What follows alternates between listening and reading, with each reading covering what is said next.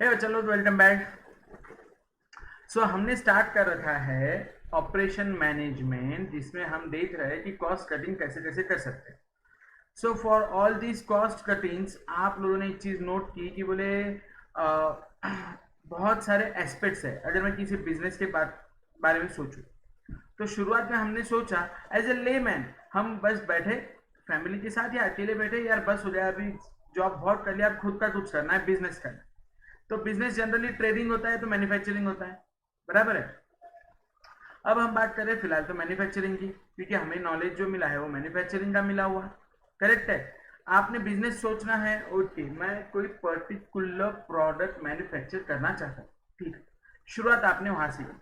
तो सबसे पहले शुरुआत में आपको ये देखना है कि वो पर्टिकुलर प्रोडक्ट कौन सा रहेगा। तो आपने मुझे बताया कि sir what we can do, we can demand forecast, we can demand forecast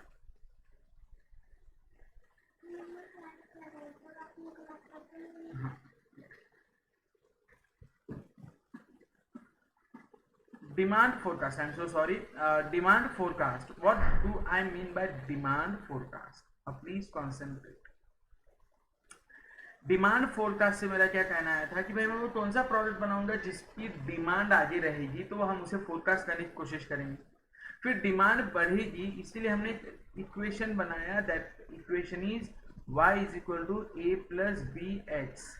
यहाँ पर a इज इक्वल टू हमने देखा summation of y upon n and b is equal to summation of x y upon summation of x square. किसके लिए? For years या time दिया है तो h हम डेविएशन लेते थे। फिर दूसरा इक्वेशन देखा, अगर आपको दो वेरिएबल दिए हैं, जनरली एक होता है पॉपुलेशन, एक होता है पॉपुलेशन, दूसरा होगा सेल्स वॉट एवर प्रॉफिट, कुछ भी रहेगा। ये एच है, ये वाई है, तो इसलिए हमने आपको दूसरा इक्वेशन दिया था summation of y is equal to n a plus b summation of h and summation of x y is equal to n so on and so on. ये आपको फॉर्मूला लर्न करना पड़ेगा। ये तो हो गया। यहाँ पर आपने डिमांड को फोरकास्ट कर लिया। देखो आप पेन पेपर लेके बैठे हो, बराबर, आपने डिमांड फोरकास्ट कर लिया कि ये हमारे प्रोडक्ट के लिए आने वाले समय में डिमांड रहेगा।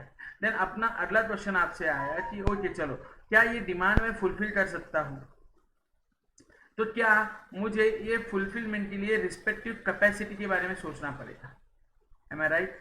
सो फिर हमने देखा कैपेसिटी। अभी आ रहा हूँ मैं एक एक से कैपेसिटी प्लानिंग पे हम थोड़ा थोड़ा डिटेल जाएंगे।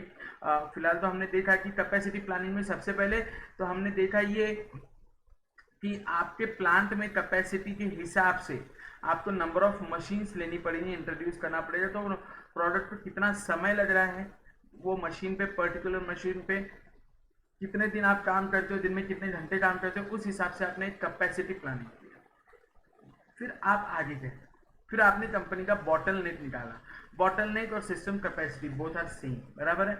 आपने देखा आपकी कंपनी का कैपेसिटी तो इतना है, आप मशीन लेकर आए बहुत बढ़िया सा, एप्पल का फोन लेके आए, लेकिन भाई काम तो वही करना है ना, तो उसका आप पूरी तरह से सारे फीचर्स यूटिलाइज कर पा रहे हो नहीं कर पा रहे हो, उसका इफिशियंसी काउंटिंग है। फिर हमने सिस्टम कैपेसिटी, सिस्टम इफिशियंसी, ये सारी चीजें देखी। क्लियर?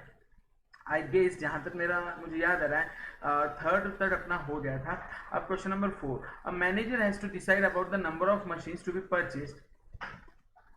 हाँ, he has three option, that is purchasing 1, 2 और 3 machine, the data given below. अब ध्यान देना, अगर पहली मशीन, एक मशीन, दो मशीन, तीन मशीन, कितनी ले सकता है वो? एनुअल फिक्स कॉस्ट, अगर एक मशीन लेता है तो 12,000, दो लेता है तो 15,000 और तीन लेता है तो 21,000।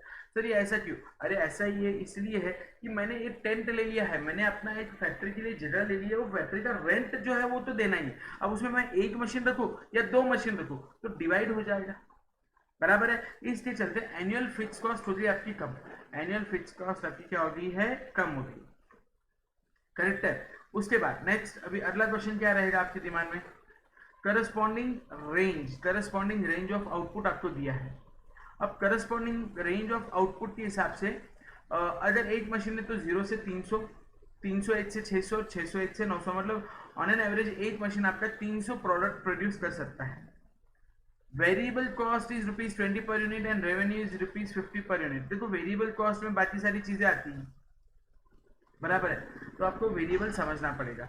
वेरिएबल कॉस्ट बोला है 20 रुपए पर यूनिट है और उसका रेवेन्यू 50 रुपए। रेवेन्यू यानी प्रॉफिट नहीं होता है, ध्यान रखो पहली बात। रेवेन्यू यानी वो पैसा जो आपने, देखो आपने 10 रुपए में कोई चीज लाई और 20 रुपए में बेची है, तो 20 आपका रेवेन्यू है, लेकिन आपका प्रॉफिट कितना हो रहा है? नहीं, 10 की लाई 15 में बेची, 15 आपका रेवेन्यू और 5 रुपए आपका प्रॉफिट होगा। There is difference. हाँ,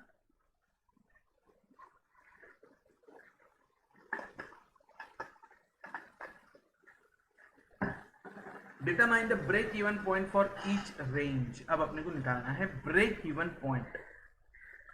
भाई आप बिजनेस करने वाले हो ना, तो बिजनेस में आपको पता रहना चाहिए कि मेरा ब्रेक इवन पॉइंट क्या है। अब मैं शेयर मार्केट का काम करता हूँ, मुझे पता है ब्रेक इवन पॉइंट कहाँ पर आता है। करेक्ट है। तो लेट्स कंटिन्यू। ओके, पहली मशीन देखो, पहली ब्रेक इवन पॉइंट का क्या रहेगा formula? Question number 4 tell me. Break even point मतलब वो पॉइंट जहां पे ना मुझे प्रॉफिट हो रहा है ना लॉस हो रहा है। लॉस नहीं होना ये मेरे लिए बहुत इंपॉर्टेंट है, बराबर है। तो आपको ब्रेक इवन पॉइंट अगर निकालना है तो हम कैसे करते हैं?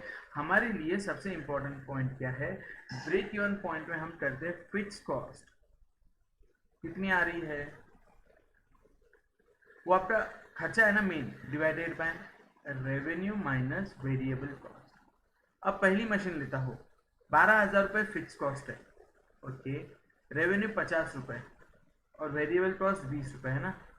तो 12,000 डिवाइडेड बाय 30, तो अगर आपने 400 यूनिट्स प्रोड्यूस किए तो मशीन 1 आपका ब्रेक इवन पॉइंट आएगा। कहने का मतलब एक मशीन अगर आपने रखा तो महीने में 400 यूनिट्स आपको बेचने ही पड़ेंगे, तो ब्रेक इवन पॉइंट आएगा। अगर व्हाट अबाउट टू मशीन अगर मैं रखूँ तो फिक्स कॉस्ट क्या है? अगर 2 मशीन है, 2 मशीन है, तो 15,000 आपका, बाकी तो वो सेम ही रहेगा 50 में से 30। तो अगर आपने 500 यूनिट बेच सकते हो तो आपको 2 मशीन रखना परवडेबल है। और सिमिलरली तीसरा क्या आएगा? 3 मशीन की बात करो, 21,000 डिवाइडेड बाय 30, यानी अगर आप 700 यूनिट्स हर महीने प्रोड्यूस करके बेच सकते हो तो आपने 3 मशीन रखना चाहिए। क्लियर? ये मेरा ब्रेक इवन पॉइंट का है। If projected demand is 600, okay, and 650 units, how many machines should the manager purchase? Projected demand बोले 600 से 650 है।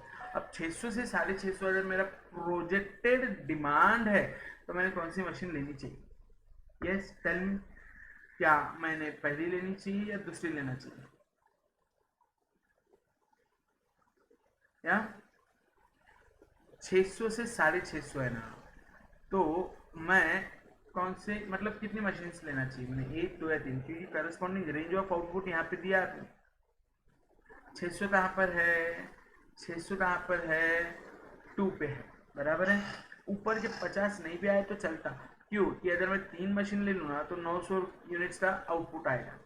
3 मशीन ले लूँ तो 900 यूनिट्स तो अपने से बेचने से होने से रहे, आउटपुट गले में गिरेगा। बेटर वे क्या है? मैंने 2 मशीन लेनी चाहिए और यहाँ पर अपना काम कर लेना चाहिए। ये आपको फिक्सली तो नहीं 650 ही आएगा बोल के?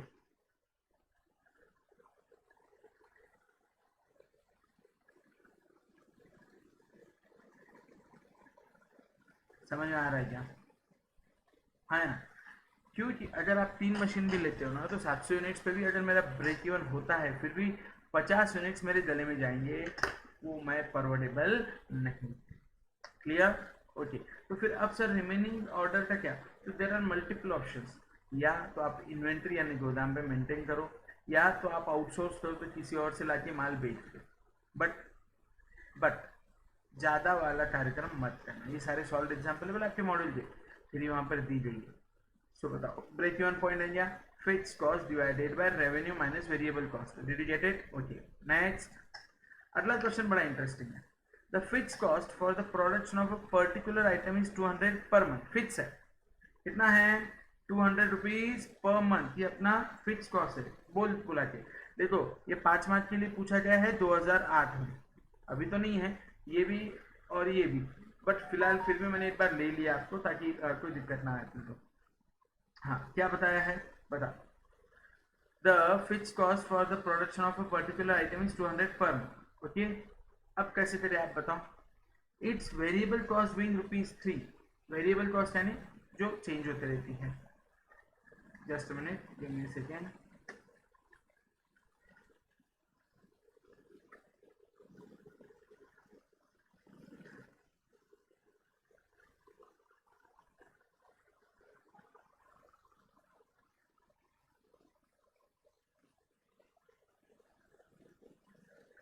दो 2008 का क्वेश्चन है ना? हाँ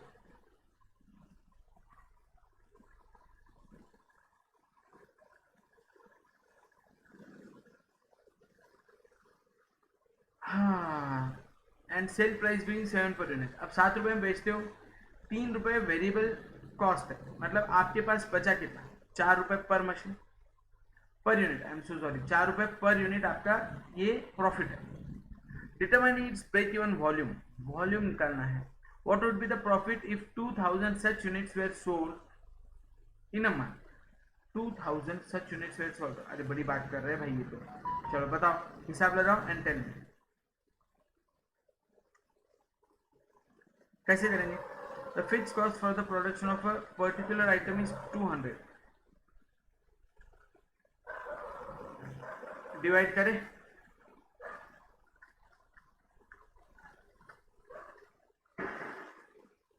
किससे करेंगे? Fix break even point, fix cost divided by profit, profit यानी क्या? रेवेन्यू माइनस वेरिएबल कॉस्ट, बराबर है। चलो पहला क्वेश्चन नंबर 5 का मैं निकालने जा रहा हूँ। ब्रेक इवन पॉइंट, बीईपी बोलते हैं हम इसे, break even point, it is always fixed cost upon profit.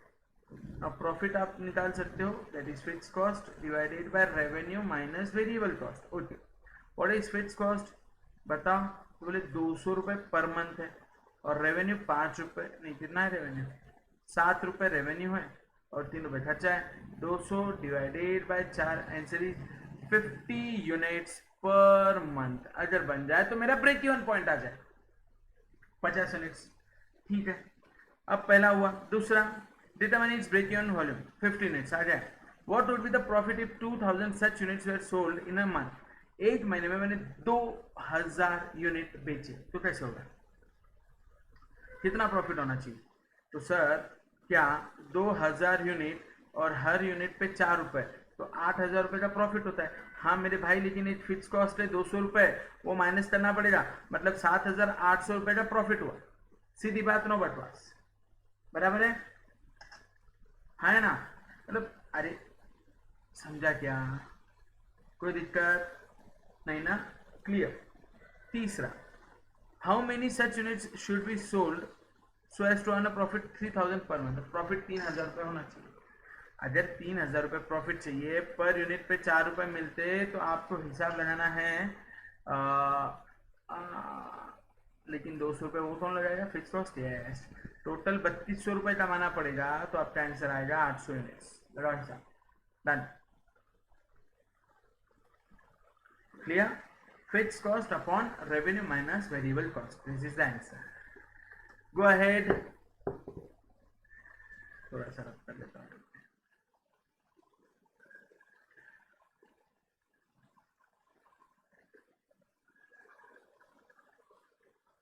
अगला क्वेश्चन मॉड्यूल में नहीं है कहीं भी, बस मैं लेने के लिए ले रहा हूँ, बाकी अभी इस टाइप के क्वेश्चन पूछते हैं नहीं। ओके, क्या है, पहले बहुत जब अपना ऑपरेशन मैनेजमेंट हुआ करता था, बहुत ज़्यादा टेक्निकल हुआ करता था, मशीनरी, ड्राइंग, ये वो बहुत सारी चीज़ें थी। अब तो वो सब खत्म हो गया। A shaft of 1200 millimeter in length is being machined on a lathe. Lathe machine रहती है ना, जिसमें कटिंग छटिंग बहुत सारे अलग अलग टाइप की lathe machine रहते हैं। The spindle rotates 600 rotations per minute, 600, and the feed is 0.25 millimeter per revolution. Her revolution में 0.25 millimeter का आप feed देते हो। How long will it take the cutter to pass down the entire length of the shaft? Lathe machine क्या cutting करती है ना पूरा, और हर इसमें 0.25 मिलीमीटर पर रिवॉल्यूशन। कैसा होता है? लेथ मशीन घूमती है, कटती है, काटती है माल, ऐसे घूम रही है, फिर ब्लेड आता है, ब्लेड लेदर को कट करता है, कट करता है, कट करता है, तो हर रोटेशन में 0.25 mm आपका कम हो रहा है। क्लियर? अब मुझे बताओ,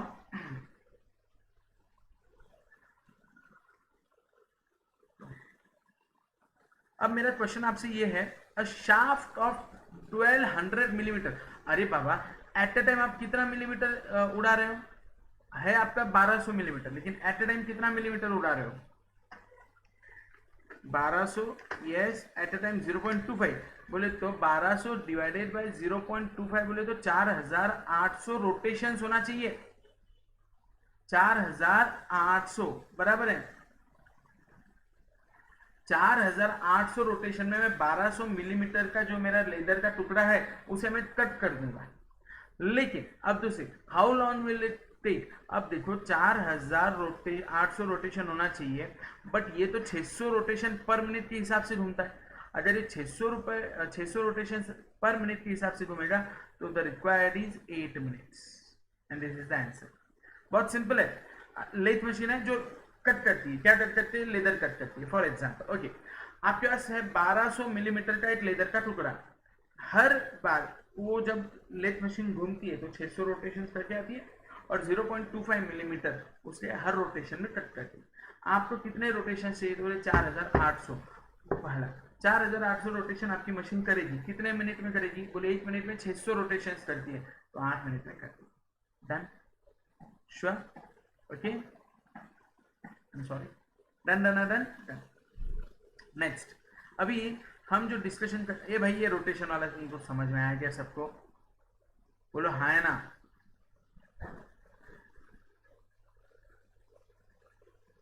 बच्चा लोग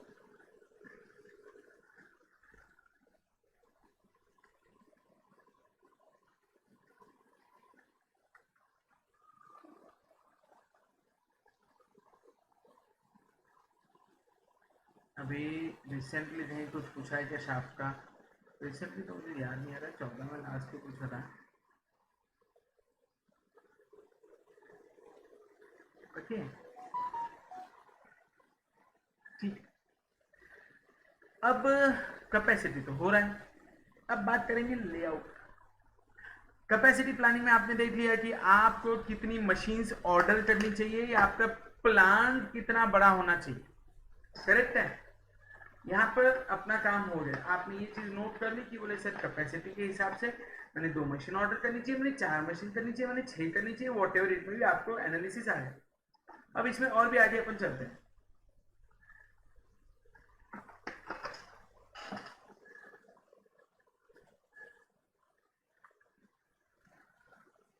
अब दूसरा दिमाग में क्वेश्चन घूम रहा है मेरे, कैपेसिटी तो हो गया लेकिन मेरे प्लांट का जो प्रोडक्शन प्लानिंग रहेगा वो कैसे रहेगा।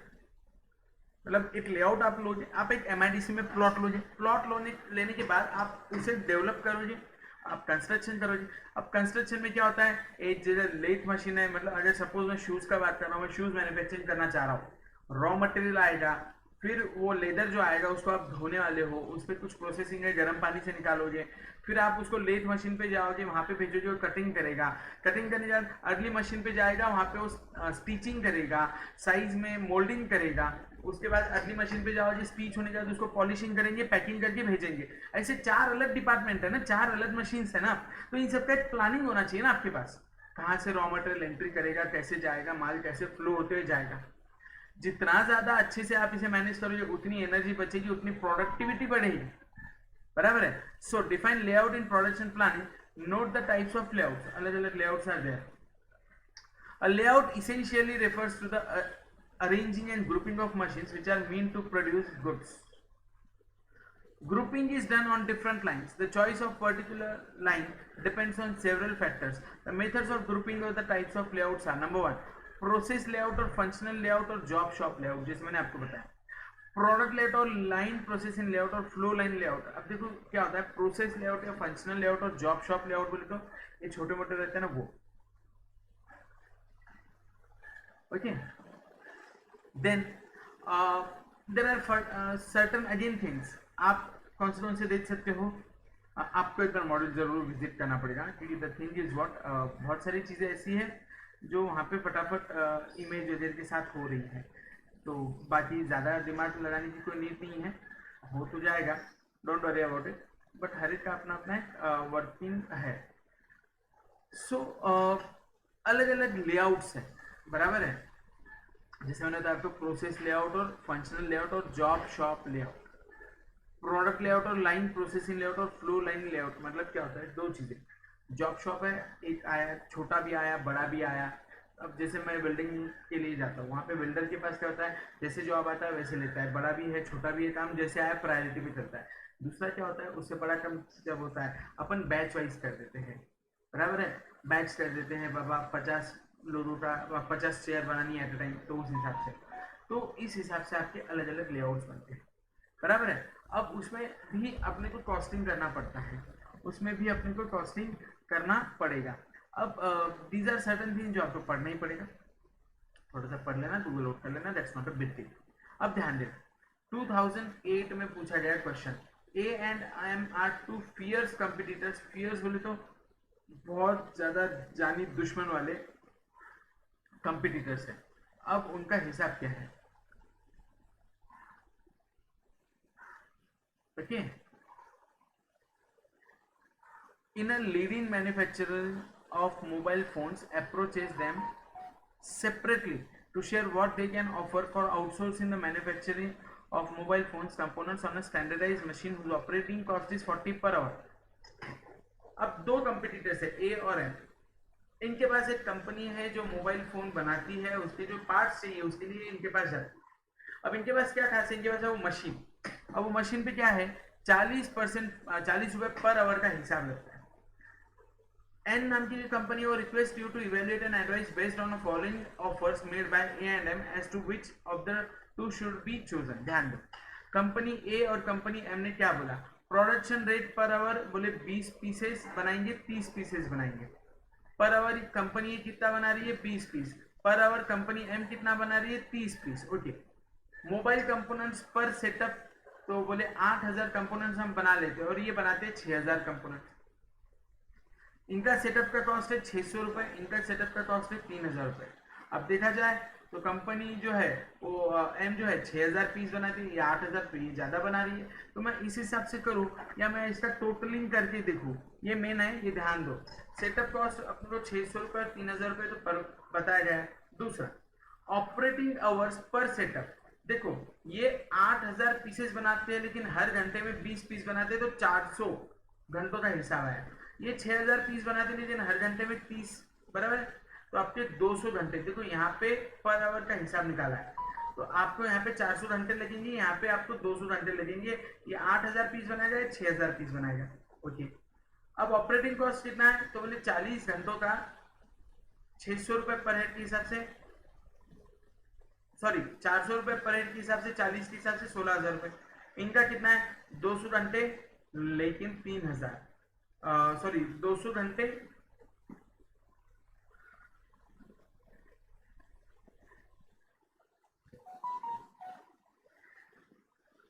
Just minute, give me a second. 40 रुपए पर है ना, हाँ पर आवर दिया था ना, 40 इंटू 8000, ये टाइम की गलत है, 8000 रुपए, ओके। अब टोटल मैन्युफैक्चरिंग कॉस्ट 16000 रुपए, तो टाइम 40 रुपए पर आवर के हिसाब से था, प्लस 600 रुपए, 16600, और यहाँ पे 8000 ये और 3000 रुपए आपका सेटअप कॉस्ट, 11000 रुपए। अब ध्यान दो, ये 16000 में 8000 पीस बनाते हैं, मतलब एक पीस लगभग 2 रुपए का। ये 11000 रुपए में 6000 पीस बना देते हैं, मतलब एक पीस लगभग 1 रुपए 80 पैसे का। तो which one is more profitable, company M is more profitable. मैं फिर से बताता हूँ मैंने क्या किया यहाँ पर, हमने कैसे किया है, व्हाट वी हैव सीन, आपको बताया गया है शुरुआत में ही। आपको 2 पॉइंट यहाँ पे नोट करने पड़ेंगे। दो कंपटीटर है वो ठीक है, उनको मोबाइल मैन्युफैक्चरिंग आया, ठीक है, आया, सब आया। Machine whose operating cost is 40 per our. अब 40 पर आवर की ऑपरेटिंग कॉस्ट बोली गई है। ध्यान दो, कंपनी ए जो है वो कितने पीस बनाती है, हर घंटे 20 पीस बनाती है, और वो हर सेटअप पे 8000 पीसेस बनाती है। मतलब कंपनी ए का 8000 डिवाइडेड बाय 20 करूँ तो 400 घंटे लगेंगे। कंपनी बी का 6000 डिवाइडेड बाय 30 करूँ तो 200 घंटे लगेंगे। लेकिन अब ये 400 घंटे इंटू 40 रुपए बोले तो 16000 रुपए, 200 घंटे इंटू 40 बोले तो 8000 रुपए। ये तो उनका ऑपरेटिंग कॉस्ट है। लेकिन इसका सेटअप होता है, ये बोले 600 रुपए में सेटअप होता है 16600, और ये बोले 3000 रुपए लगाता है सेटअप के लिए, तो ये 11000 रुपए। अब 16600 रुपए का खर्चा कर कर मैं 8000 पीस बना रहा हूँ, तो लगभग 2.075 पर पीस बनता है। मैं 11,000 की लागत में 6,000 पीस बनाता हूँ तो इसका लगभग 1.83 आता है। तो which one is more profitable? 1.83 is more profitable, that's it, simple. Okay, कोई कंफ्यूजन नहीं?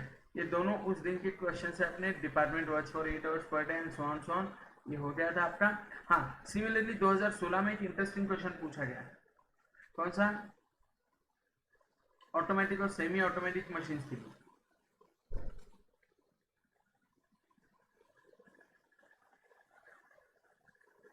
क्या है?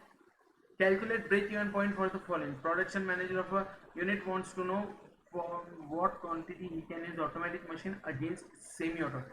भाई वो कौन सी क्वांटिटी है ब्रेक इवन पे जहां पर वो ऑटोमेटिक से आगे निकल सकता है, यूज कर सकता है? तो अभी कैसे करेंगे आप बताओ? Time for the job 2 minute लगते हैं, इसको 5 मिनट लगते हैं। सेटअप टाइम इससे 2 घंटे, इसका 1.5 घंटा। इसका कॉस्ट पर आवर 20 रुपए, इसका कॉस्ट पर आवर 12 रुपए। कैसे करें?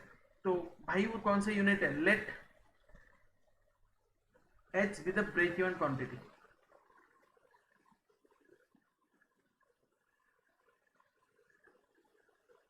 कितनी है पता नहीं, लेट इट बी एच। अब एच क्वांटिटी अगर मुझे प्रोड्यूस करना है ऑटोमेटिक मशीन पे तो 2h टाइम लगेगा प्लस 2 घंटे। 2h नंबर ऑफ यूनिट्स जो भी आप 10, 20, 50, 60, 100, 200 जो भी बनाओ इंटू 2 मिनट्स बराबर है, प्लस 2 घंटे का सेटअप टाइम है। और कॉस्ट पर आवर कितना है मेरा इन सब पे? देखो 2 मिनट है ना, 2 मिनट है, 2 मिनट है, क्लियर? इसका पर पर प्रोडक्शन 2 मिनट पर प्रोडक्शन, ठीक है ना? ओके, अब 2 मिनट, अब या तो पूरा मिनट में करो या तो पूरा आप किसमें करोगे, या तो पूरा मिनट में या तो पूरा आवर्स में। सेटअप टाइम 120 मिनट का, और ये सबको 20 रुपए घंटे का समय लगता है। मतलब देखो 2 घंटे का 40 रुपए तो यही हुआ।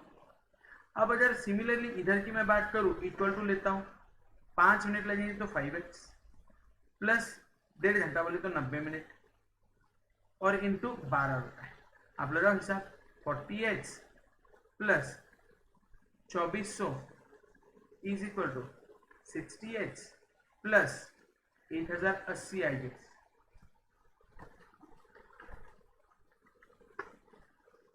करेक्ट है? इसका मतलब 2400 में से 1080 अगर मैं माइनस कर दूं तो ये 20h बचेगा। तो 1320 is equal to 20h and 1320 divided by 20 कर दूं तो 66 यूनिट्स वो रहेंगे जहां पे हमारा ब्रेक इवन पॉइंट आएगा। सिंपल, फिर से बता रहा हूं। मैंने क्या किया, बोले पता नहीं कितने यूनिट्स बनते हैं तो लेट इट बी एक्स। अब हर यूनिट को 2 मिनट लगेंगे, तो अगर 10 यूनिट है तो 20 मिनट लगेंगे, 50 यूनिट है तो 100 मिनट लगेंगे। सेटअप टाइम कितना है? तो बोले सर 120 मिनट का सेटअप टाइम है, और मैं जो लगा रहा हूँ हिसाब 20 पर आवर का हिसाब। तो मैंने देखो आपको ये सब कन्वर्ट कर दिया मिनट्स का, बराबर है? मिनट्स का कन्वर्ट कर दो आप अपने हिसाब से, उसे कैसे कन्वर्ट करना है करो।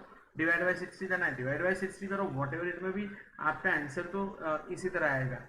120 मिनट्स इंटू 20, फिर मैंने तो सब ले लिया है, इंटू 20।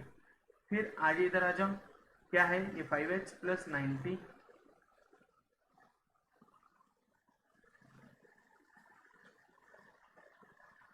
इंटू 12। आपको अगर ऐसे नहीं जा रहा है तो आप मैथ से कैसे भी आप निकालोगे तो आंसर आएगा ये। आप पूरा आवर्स में, क्योंकि सर मैं तो हिसाब आवर्स में ले रहा हूँ, 20 रुपये 12 रुपये आपके दिमाग में वो आएगा, तो कोई दिक्कत नहीं। आप मुझे बता दो क्या ये 2 घंटे होते हैं प्लस हर एक को 2 मिनट लगते हैं डिवाइडेड बाय 6। अब तो आवर हो गया इंटू 20। यहाँ पर आप करो 1.5 प्लस 5h अपॉन 60 इंटू 12। अब आप हिसाब निकालो, आएगा आपका हिसाब एज इट इज आएगा, there will be no change. 120 plus 2h divided by 60 into 20। अब मजे की बात क्या है, आप जो कुछ भी कर रहे हो ये 190 plus 5h divided by 60 into 12, ये 60 कैंसिल हो जाता है और इसलिए मेरा answer x equal to 66 directly आता है। क्लियर, नो वरीज, आपको कंफ्यूजन हो सकता है इसलिए मैंने दूसरी मेथड से भी बताया। Agreed, done. ओके, अब अगला क्वेश्चन भी हमने देख लिया था। ये क्या था क्वेश्चन आपका? ब्रेक इवन पॉइंट का क्वेश्चन था। डन डन डन डन हो गया। ओके, नाउ मैं कुछ चीज़ें आपको अरे हाँ, ये ई और क्यू है, मैं बताऊंगा अगले लेक्चर में। अभी इंटरेस्टिंग कंसेप्ट पे अपन चलते हैं एक बार का, और वो है लेआउट डिज़ाइन प्रॉब्लम्स। लेआउट को डिज़ाइन किस तरह कर सकते हैं उसके ऊपर के कुछ प्रॉब्लम्स हैं, बराबर है। तो अभी ई और क्यू ये आपका कॉस्टिंग में हो रखा होगा, इसके ऊपर मैं डिस्कशन करके ख़त्म कर दूंगा। 2018 जून में पूछा हुआ क्वेश्चन है।